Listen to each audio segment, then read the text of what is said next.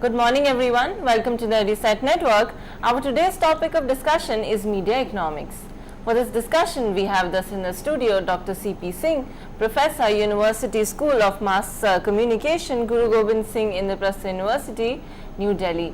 He has over 21 years of experience in administrative, academic and industry, and additionally he has guided over half a dozen PhD students.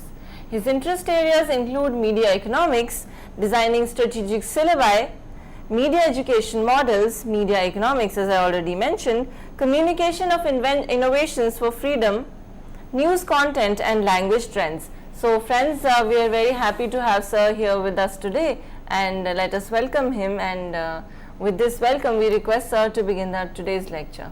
Thank you very much for such a comprehensive introduction. Dear listeners, today we are in the fifth edition of our interaction on media economics, and the specific area that we will be discussing about today is consumers and the media economy. And in this discussion we should be able to understand after this the significant role that the consumers play in the media economy, and the difference between the mass media and the consumer media, and the role that the culture, gender, life cycle, ethnicity, income, backgrounds play in your preferences with regard to media consumption habits, and how consumers allocate their time and money, both are of course resources, to media economy. And if time permits, we will be talking about the consumers who are habitually inclined towards using the content that comes as a freebie, and how a new concept has come up to define it, to describe it, that is freemium. What is freemium and what is premium? So getting back to the role that the consumer plays in media economy, and how the consumer itself has evolved over a period of time. But before that, let's look at how consumer is being chased by two entities. One is the firms and the other is advertisers or the advertising agencies that represent the advertisers.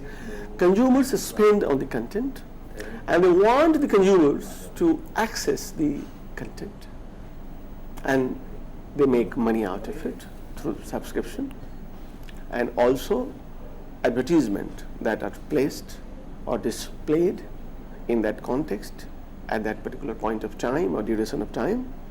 And the advertisers spend money on time and space.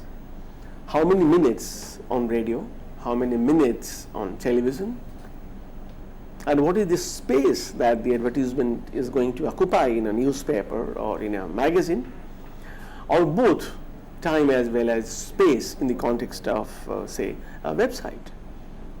So these are the basic categories in the context of which the consumer becomes important. Consumer is also important in the context that the spending, the consumer spending, a role that it plays in the context of the gross domestic product. On an average, in a developed economy, it could be 65% to 70% that the consumer is spending. 75% of expenditure coming through consumers, meaning the role of consumers really is very important in the economy in general, and in our particular case, that is media economy. Till recently, consumers were considered a mass. There were many concepts during the last 40-50 years developed to explain the situation, where they call the massification of the audience. But the trend today, because of the recent developments, is changing the whole scenario. Earlier, the consumers were almost listeners, audience that had no role to play in the sense that they had not many choices. You had very few newspapers in a market, very few television channels, very few radio channels. In terms of the content choices, consumer was not rich. And that is why they used to be described as mass audience. No wonder from that situation of mass audience, we had mass communication, we had mass communication channels, we have mass communication in schools or centers and departments in various universities to train the students in different genres and practices that are associated with the process of mass communication as well as the mass communication vehicles. What has happened during the last 20 years in the case of India and almost 40 years in the case of the developed markets like Europe and the US? The consumers have been given a lot of choices. The choices could be different television channels to cater to the content of different age groups, different income groups, different genders, different cultures, different territories, different languages. That means no longer the consumer is today a mass audience, or the audience is no longer a mass audience in the sense it used to be 20-25 years ago. Now they are demassified. When we say demassified, we mean that there has been a lot of fragmentation of the consumers. And this has been possible because of the choices that have been made available to the consumers, because of the digital technology, the digital platforms like mobile, like iPad, the internet, the tablet, and of course the number of vehicles, I mean the traditional vehicles, like for India today there could be 900 TV channels, almost 50% new channels and rest of them non-new channels. Till 15 years ago, their number of channels was almost you could count on your fingers. Same was true of many other vehicles. So this demassification of consumers has increased the challenges to the advertisers, to the media vehicles and platforms on one hand, and on the other hand also created tremendous amount of opportunities. Those opportunities need to be identified. But before we move on, let's understand one thing. The consumer was never mass in the sense we refer to them in our academic discussions or even planning for media buying or media selling. It was limited because of the non-availability of technology that was capable of providing them choices, different choices in terms of vehicles and the content. Today the new technology has come up with not only in terms of what the content you should be consuming, but also when, at which point of time you would like to watch television, at which point of time you would like to access that particular content or program, and in what manner. So when is to be decided by the consumer, what is to be decided by the consumer, how is to be decided by the consumer, and this plethora of choices have been made possible because of the technology, the convergence of technology, and a step further the digital platforms that are making all this available. One more point that we need to discuss is that in common parlance in academics, when we refer the audience as consumers, there is a common disdain, as if referring to them as consumer is almost committing a professional or intellectual or an academic crime. This is not the case. This is not the case because the consumers have to be recognized in a liberal market economy. The consumers play a major role, and most of the media channels or vehicles are for profit. Their objective is to make profits, and the profits come out of the money that is spent by the consumers. So you just cannot rule that out. They are audience, they are citizens, no doubt about it. But when they are spending money to get the kind of information and content that they use, in a sense, when you talk in the context of news, it would be referred to as the news that you can use. And it has happened over a period of time. Earlier there used to be national editions, and earlier there used to be national newspapers. Today, most of the newspapers would have their regional editions. Times of India would have dozens of editions, maybe 3 dozen editions. Dainik Jagran would have maybe 100 plus editions, district editions, Mufassil editions, and also in those territories that are not primarily Hindi, you will find that there are Hindi newspapers. For example, in Bangalore, in Chennai, you would have Rajasthan Patrika. In certain non-Hindi speaking areas, you would have a Hindi newspaper. Maybe in Siliguri, maybe in Guwahati, Dainik Jagran would be coming out with its own editions of that newspaper, Hindi edition of that newspaper. That shows that the possibilities have become immense, because you are in a position now to identify the audience that has the capacity to buy the products and the services which are advertised in that newspaper, in the case of print medium, or the radio or television, or the other medium, or the mobile or the internet. In this sense, the audience is both a consumer as well as a product. It again appears a little dichotomous, that how is it that the audience is a consumer as well as a product?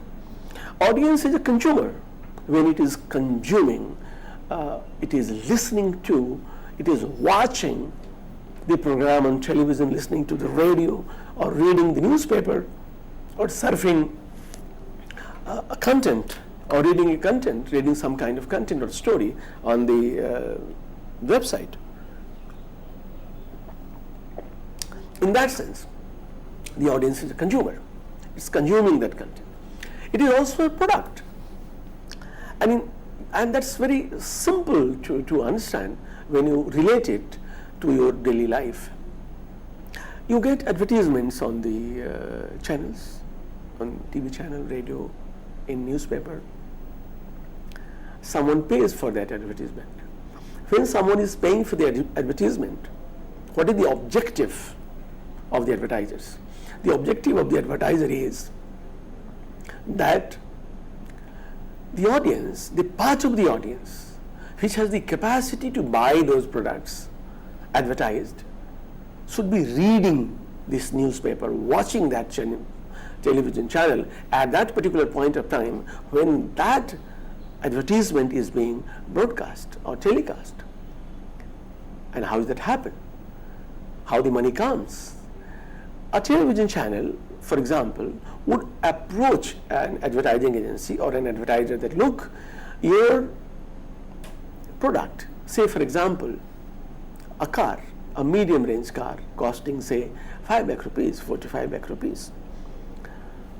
Your car, if advertised on my channel between 7 to 9 p.m., would be watched by around say 5 lakh audiences. And out of this 5 lakh, 2 to 3 lakh are in the income group of say 5 lakh to 10 lakh rupees per annum.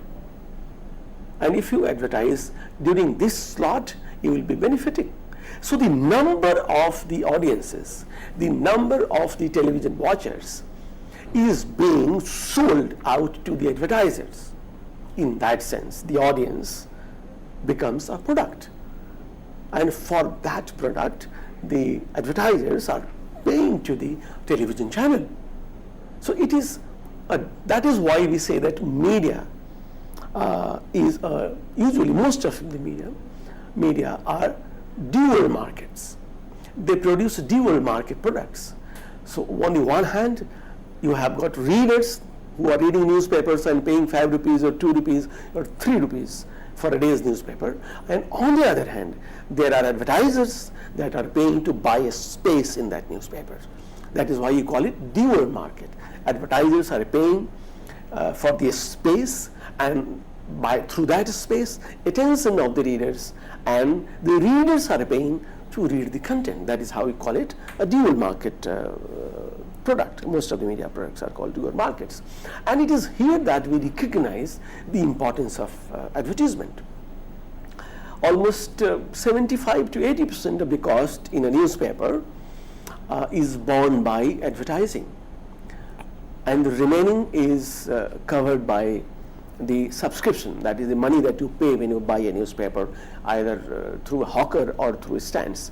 And in the Indian scenario, most of the newspaper or news magazine sale is through subscription, that is delivered at your doorstep by the hawkers, which is not the case in the West, and you are hardly covering 30%.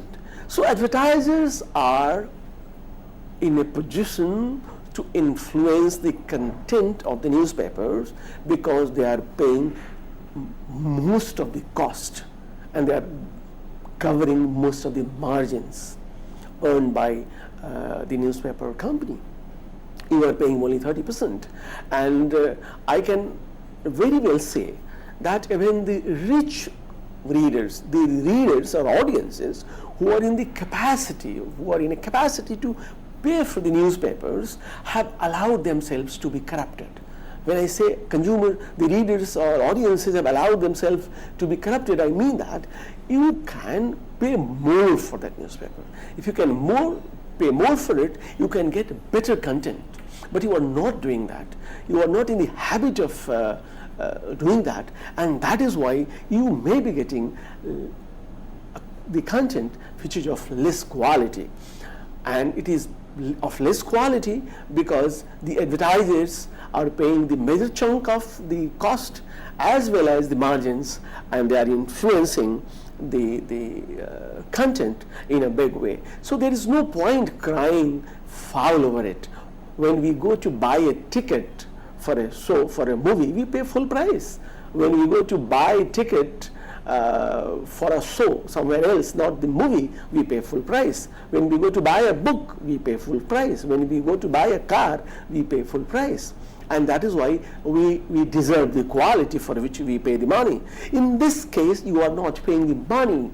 Since you are not paying the money, you are not covering the full price, and that is why you are not getting as audience or consumer the kind of quality that you deserve as a discerning reader, or you deserve because you demand. That is the relationship between your role as a consumer as well as a product, that in the case of a dual market. Now we come and discuss about the waning role, the decreasing role of the mass audience and the mass media.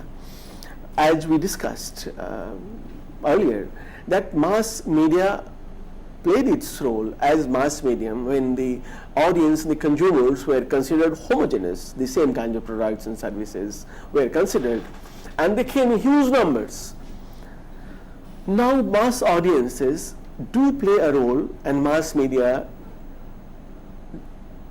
does play its role, but when some particular kind of events took place, for example, some high profile event takes place, some star comes, some sporting star comes, some movie star comes, or maybe a political icon comes, of course then you will find that all major sections of the audiences are watching the same program. They want to talk about or listen to or read about a particular person or a particular situation or an event. For example, football, international football matches have started. So maybe it's an example of the mass medium and the mass audience together. But in general, now the audience have become fragmented. Instead of public, in the advertising jargon we call them publics. They are segmented, they have their separate interests, and they are now being taken care of by the digital platforms that are capable of catering to the different interests of the different segments of the audience almost at the same time. And I repeat, this has been possible because of the more choices made available by the increasing number of channels and the digital platforms.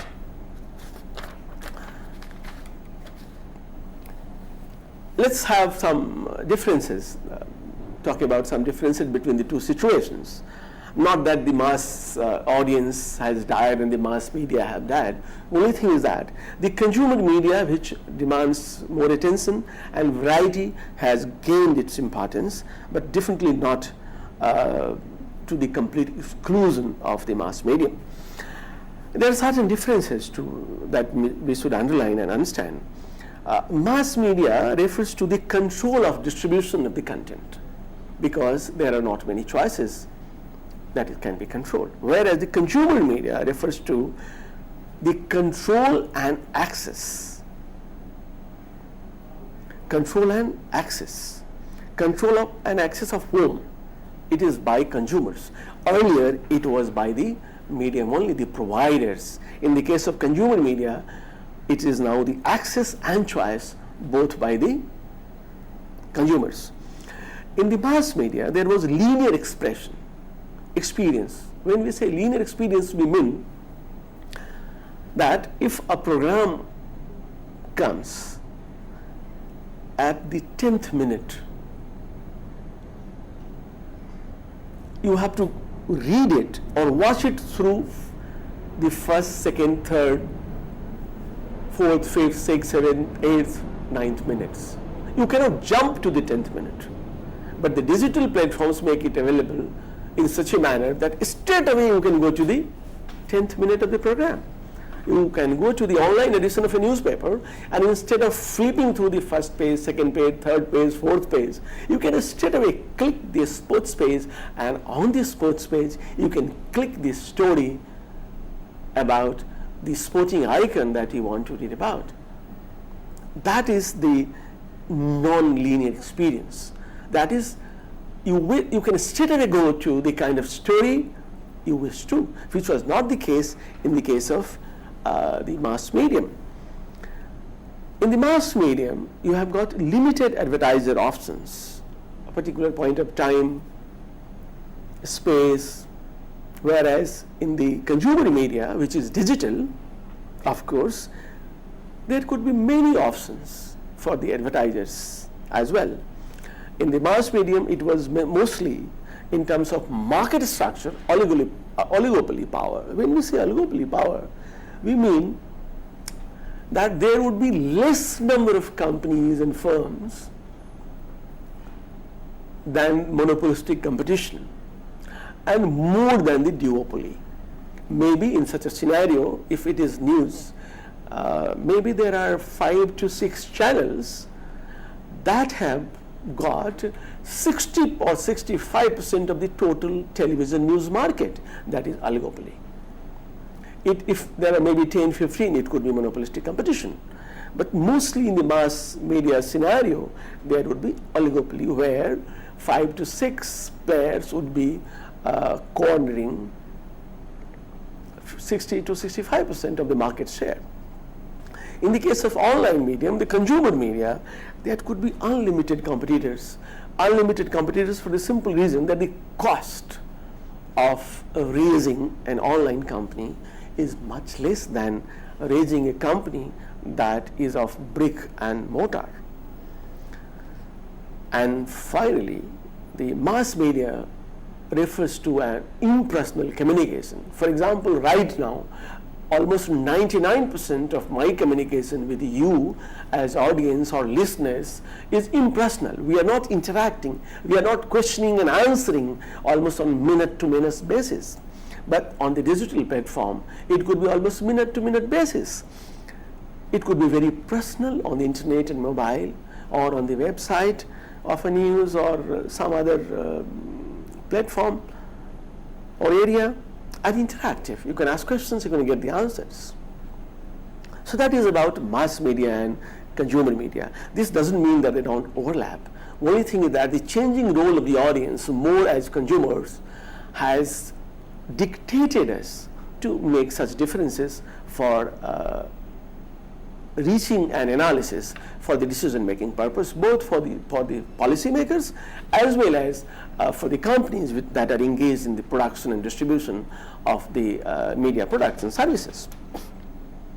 Next, we will be discussing the cultural implications. Culture is a very widely understood, explained, and diverse concept that reflects itself and guided by the family, the school, the religion, the workplace, your peers, the tradition, all put together constitute culture, and they decide in a big way your preferences for the kind of media products and services that you will use. Next, we will be talking about the other factors that define the interaction between the consumers and the media economy. In this case, gender plays a major role, and there is a lot of misconception also about it, because we are not engaged in continuing research, especially in the case of the news market in India. For example, the products and services that are advertised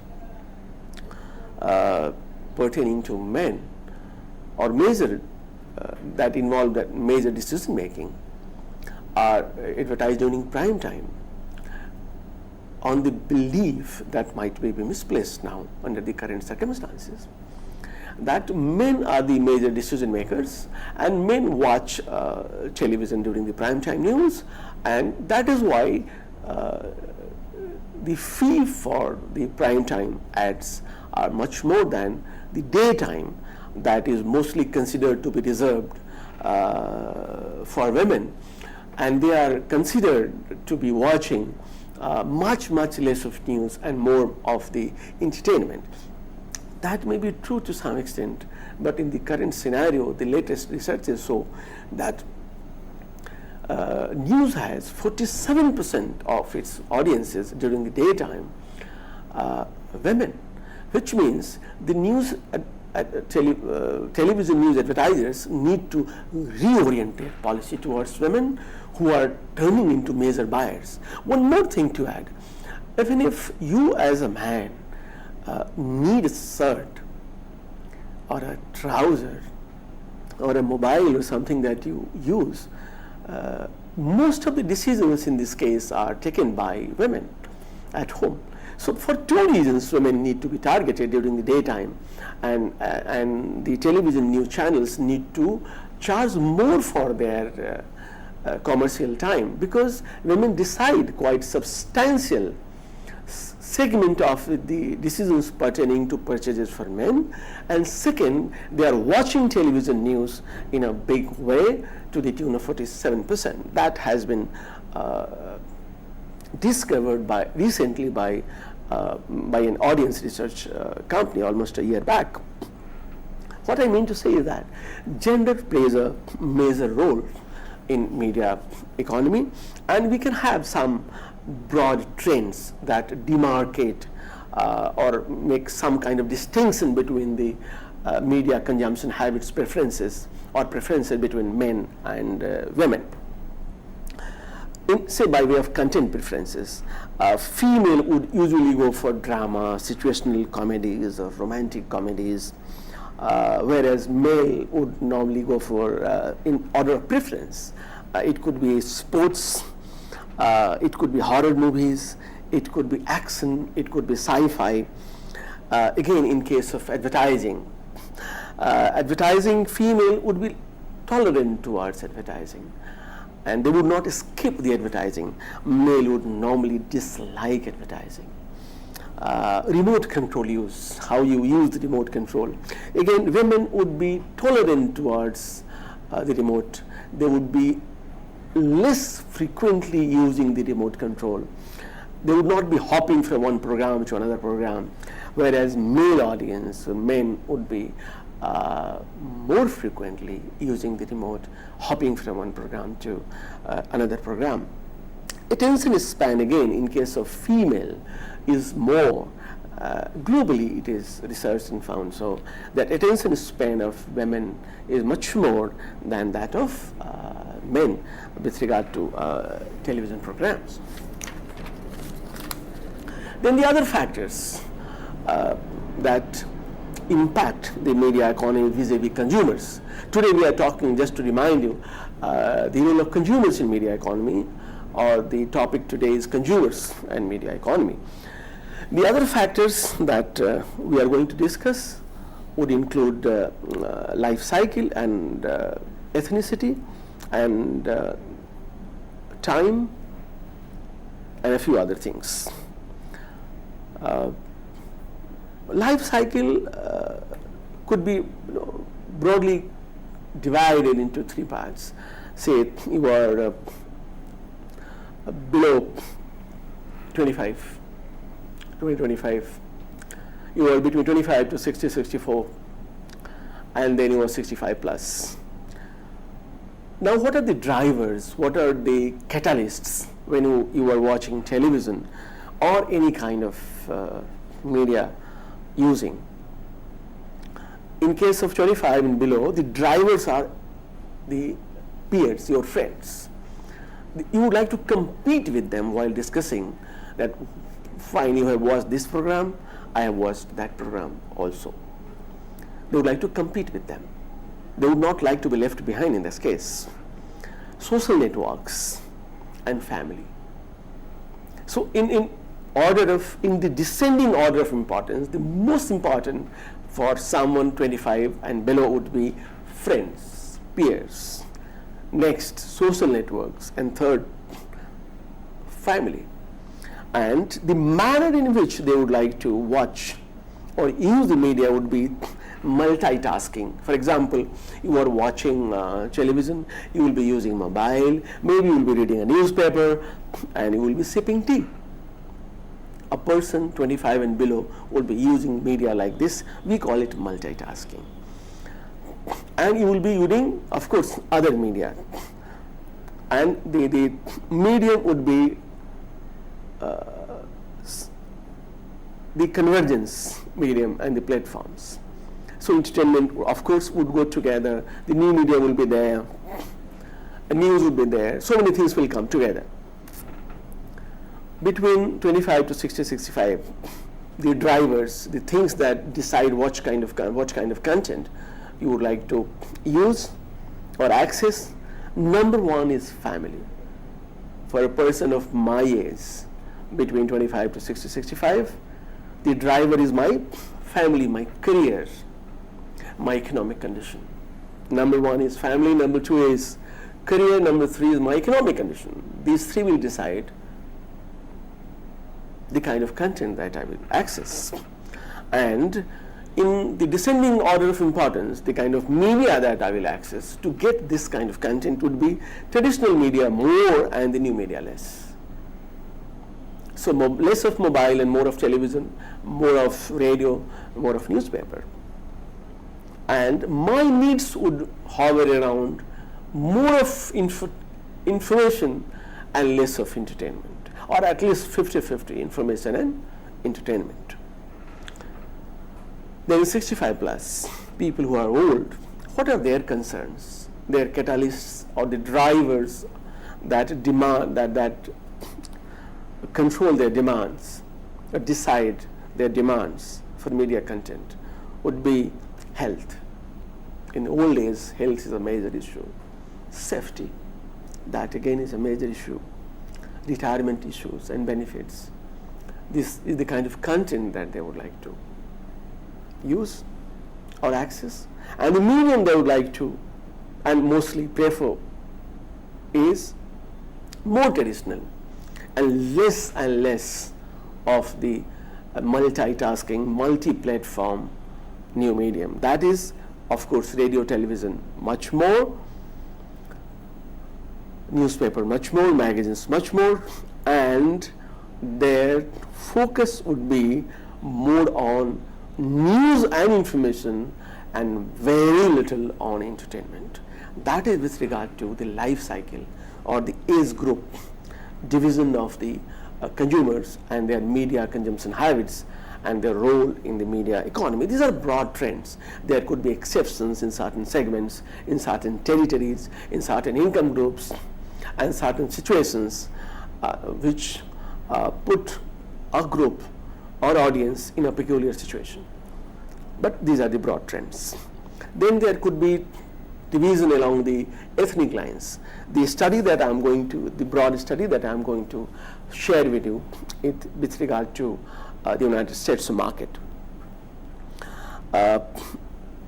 Those Americans whose forefathers came from Europe, and they are broadly known as, say, Anglos, or the white Americans to be precise, they would watch descending order of importance, more of reality shows, then drama, then sports, then say situational comedies. In their basket of content, in the top 4 kinds of content, news doesn't figure. Interesting. Nay, there would be African Americans.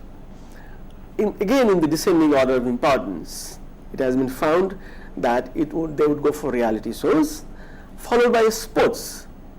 Notice the change. In case of whites, reality shows was followed by drama. In case of African Americans, the reality shows are followed by sports, and drama comes next, and finally situational comedies. In case of Latinos, by Latinos we mean people who are reds, people who have come from Latin American countries, or which you call South America. Most of them are now at least speaking Spanish. They would first go for novellas, long stories, followed by sports, then news, and finally music. From their basket of content, situational comedy is missing, drama is missing. Finally, Asians. Asians are the latest entrants to the dreamland of opportunities that is the United States of America. Their preference is number 1, news, number 2, sci-fi, science fiction, number 3, movies, and number 4, music. So there is a lot of similarity between Latinos and Asians on the one hand, and Anglos and African Americans on the other. Let's try to explain, or let's try to understand the similarities as well as differences. Why the Asians prefer news, and why Latinos also prefer news, though it is at the 3rd position in their order of preference for content. Whites settled in the America much earlier than the Africans. Africans came later, mostly as slaves, and later, much later, Latinos, people from South America, and finally Asians. In the last, say, 50 years or 40 years, they have been there. One thing could be that sports is common between, say, Africans and Latinos.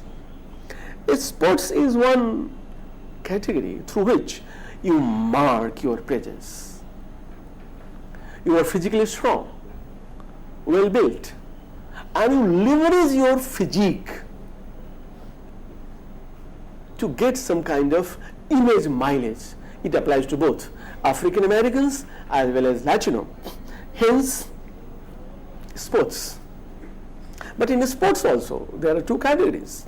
The soccer is liked by Latinos, whereas general sports or mainstream sports of the US are liked by African Americans, for the simple reason that African Americans reached the American states or United States of America much earlier, almost 200 years back or 300 years back. They were taken there as slaves on plants or plantations, farms, states, to help the white landlords. So their choices in terms of sports have become almost in sync with the choices of the white Americans. So that is one reason that they have the variety of the sports, the same kind of content. But Latinos have a different content within the sports category because they come from a different area where they like football much more than the rest. And why news? From the basket of Africans and whites, news is missing. And from the basket of Latinos and Asians, news is there. Why so? News you need to be updated. And dear friends, why you need to be updated? You need to be updated to be secure financially, to be secure socially, to be secure politically, to be secure in the normal sense of the term, because you are a new entrant to that territory. You should know everything. What happened yesterday evening, if there was an incident of chain snatching, ask your women to be wary of moving in the evening, lest their chains also get snatched. You want to be safe because you are very easily identified by way of your color, by way of your language, by way of your movements, and you don't know about the things around much more, or the manner in which you should be knowing. That is why you need to be updated, and that is why you want to spend some time and money on news. But then why Latinos want news as their third preference category in the basket of content, whereas the Asians keep it at the top. Asians are the latest entrant to the United States. Latinos have already spent maybe 100 years or more. So they know the area, the content, the people, the economy, the society, the culture much more than you, the Asians. Hence, they may afford to put it as their third preference. You have to be there. To assert yourself, you need to be updated, informed. And information, the right kind of information at the right time, is something that will keep you in good state in your career while you are moving back to your home, from your workplace, in a tram, in a train, in a metro, in a car. You should know everything, what is happening. If there is a cyclone going to happen, though it is a situation that explains, that would require everybody to know, because that doesn't make a difference between one kind of segment or the other kind of segment. What I mean to say is that ethnicity does play an important role, and it is not only in the case of the manner in which you descended or reached a particular continent or a territory. It could also be because of your own sense of the situation, your own culture, your own color, or the language, or your own economic condition. All such things will play a major role when you are factoring ethnicity in your consumption habits vis-a-vis media economy. The next point that we will like to discuss is with regard to the consumer allocation of time and money. It is a general category. When we were talking about ethnicity, when we were talking about lifestyle, when we were talking about culture, all this was the subcategory within the consumer. Now we are talking an aggregate, a major category, that is the consumer's allocation of time and money on media. But before that, we go into the details. We should be very clear that you have got only 24 hours. Time has got limitation. And the second is, You also, with regard to your needs, desires and wants, limited money, howsoever rich you are, your money is always limited for you, and time is given. Time is limited for everybody, only 24 hours. It is in this context that we need to understand not only media economy, but we should understand media economy in the broader context of the economy as a whole. That is 2009 and 11 study in the United States that says that people spend 41% of their time on media, 41%. 20% only on the workplace, sleeping and resting and other things in that category, relaxing. 29% and remaining 10% in the other categories. So media consumption, media users are claiming 40% of your time. Work is half of it. And more than work is rest. More than work is rest. And media consumption is 41%. We should understand it that media consumption takes place also when you are working. It overlaps. Media consumption also takes place when you are relaxing. So it could be crossover. When we go to sleep, we listen to music. Some of us would like to go to sleep while reading a newspaper, and maybe you would like to surfing the net on your mobile. So there would be crossover from one to another. But that is the broad allocation of time discovered. And that is what decides the television ratings and the newspaper readership surveys. That's very important. Then income. Earlier there was in 70s there was a study that was it came up with the principle. The study was done by Macons, and he came out with the principle of PRC, principle of relative constancy. That is, on an average, in a developed society, you are spending 3% of your income on media consumption. That was in 70s.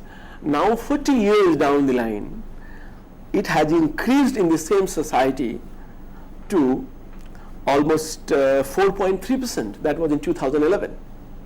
4.3% of your income is being spent on media consumption. Interestingly, the share of the media products and services in the US economy is 2.76.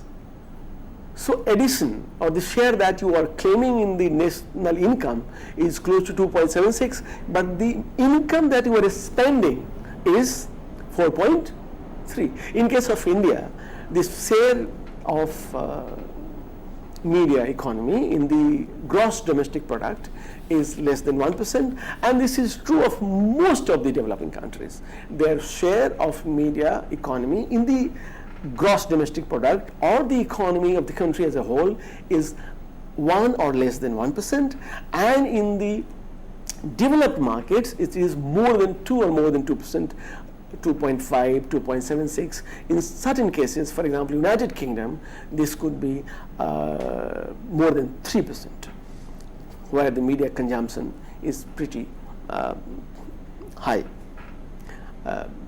And of course, their contribution to the national economy is also very high. Now, let's talk about the sectoral, within the media, sectoral expenditure. How much money is claimed by television, satellite, cable, home videos, books, internet, and what is the trend? Of course, today, as far as money is concerned, most of the money you spend on cable, satellite, home videos, etc. But the share that it claims has been decreasing and decreasing very fast, and this has led to the increase in the share of the interactive media, the digital platforms, that the internet, mobile, iPod, and other such devices that are increasing at the cost of the traditional medium, both in terms of time as well as in terms of money. A few other trends we can just briefly mention before we wrap up and open the forum to the questions from our dear host as well as to you. Generally, there is an inverse relationship between the education level and the amount of time that you spend on watching television. Meaning, the more educated you are, the less television you watch and more newspapers you read. This is true of most of the developed as well as the developing countries. Final one thing that I would like to mention is globally the consumers or the audiences are used to free content online. They know it pretty well that if they do not get the kind of content they desire or want on one website, they will get it on another website. And at times they can get it through their own groups on WhatsApp or Google or other social media networks like Facebook. They can post a question and they can get the answer, the kind of content they want. Though they may not be very verified, they may not be official, that may not be quoted because it may not have the sources to support the kind of claims that you are making in that content, but it is there. To meet the situation, to start with, in the beginning, the websites have come up with the concept of freemiums and premiums. There will be certain kind of content that will be made available for free. And if you are interested, you will have to pay for the major chunk of the content, the substantive content, that is known as premium content. So we have got now freemium that comes to you free, that is to entice you, that is to create your interest in that kind of content, and you have got premium for which you need to pay. Thank you. Now questions. Thank you, sir, for the very interesting and lucid presentation. And as I was thinking of questions that I would ask, you have already answered one of them, what is freemium and what is premium. And so apart from that, what I wanted to ask you that is, can we say that then digital media is becoming more popular than mass media amongst consumers in the upcoming trends? Yes, you are right. The digital medium, the growth of the digital medium in this country as projected by the KPMG, FICCI KPMG survey that was released last year in 2013 is around the 30-35% per annum. Right. As compared to the other medium, which could be in the double digit, 10% or 12% or 14% or 16%. The cumulative growth of media and entertainment in India is projected at slightly more than 15%. Right. That is up to the year 2015-16. And specific growth of the digital platforms, of which internet, mobile and other such platforms are a part, is more than 30%. Right. Because this is interactive, because this answers your questions. This doesn't create a monologue. Right. You feel part of it. Right. So is it also the case because we get a lot of information free online? Say one could read a newspaper for free online, and otherwise we would have to either go to, say, a library to get a copy or to get a newsstand to get a copy. And yes, what has happened that earlier the audiences, if you like, I would like to call them consumers. Right. Earlier they had not much options. You have to buy a newspaper, you have to read in a certain manner, in certain position. You have to watch television as we are right now, sitting in a certain erect position. Yes. Which is not the case with the internet if it is available on mobile. True. So it has made it possible and increased the use because you can do it in a manner you wish. how you want to use it, when you want to use it, what you want to access for use, is all decided by you.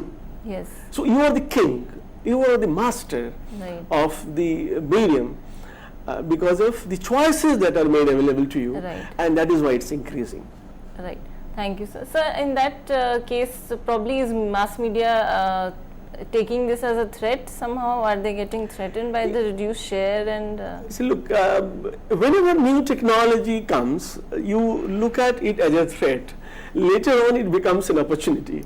Yes. Today, Times of India has got its own website, NDTV has got its own website, Jagran has got one website, Amar Ujala has got one website, and their websites are turning into cost centers gradually, which means they are now becoming alternative sources of income, and in due course of time, though newspapers in this country and some of the East European and other developing countries are registering double-digit growth, and in the rest of the world like Europe and America, they are dying, almost dying. Every month you will find a newspaper downing its shutters. Yes.